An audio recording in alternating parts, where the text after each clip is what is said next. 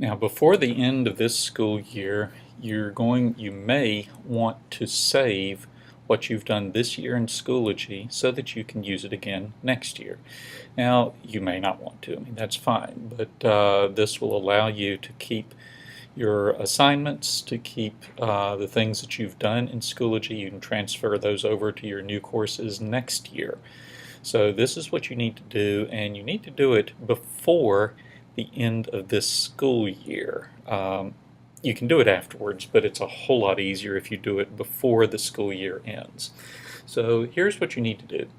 In your home screen in Schoology, first thing you need to do, you need to pull down the Resources menu to Personal. Now, your resources area, by the way, is an area where you can keep course materials for your personal use. So there's a lot of things you can do with it. We haven't emphasized resources a lot, but it's a great way where you can store information, store things that you want to use. Okay, so you've pulled down your resources to your personal. Now, over here on the left side, under My Resources, you see Home. You might see some of these other items, you might not. It depends on what you have in yours. But what you want to do is create a new set of resources, or Schoology calls it a collection, for the courses that you're teaching. So you want to click the little icon here that looks like this little file box. Click that, and it will be adding a new collection. So now you give this collection a title. Okay, I suggest you title it something like Grade 4 Courses, or 2014-2015 courses, or something like that. This is where you can store all of the courses that you have taught this year. So anyway, give it a title that you can tell what's in it. So here's a course collection I'm going to create here, faculty training. Okay, and so after you do that, now here is that resource collection, and you see there's nothing in it. Okay, but that's where you're going to keep your courses.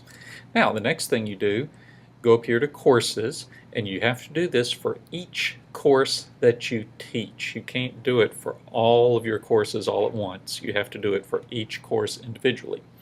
Your reading, your English, your math, whatever it is, okay? Each course that you want to keep. So you pull down Courses and go to a course.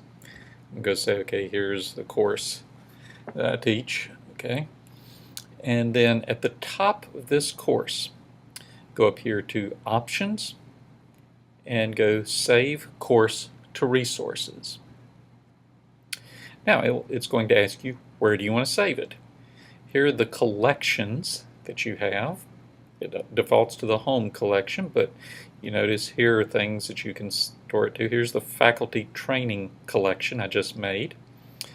There's a bunch of others listed there that we could go through later. Faculty training. So decide the collection that you created up above. And you can leave this folder selection here as no folder because it's going to make a folder with your course name. Over here, this should be checked, folder with resources. There's only one option. Maybe there might be other options, but anyway, this is the one you want, folder with resources. Then you click Submit.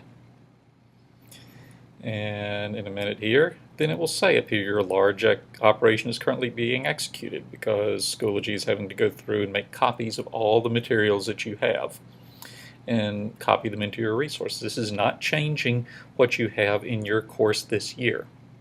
Okay, it's making a copy of what you have right now, and then next year you will be able to access this, and we'll go over the instructions on how to do that. You're not ready to do that yet, but next year you'll be able to import all of these materials into your new course.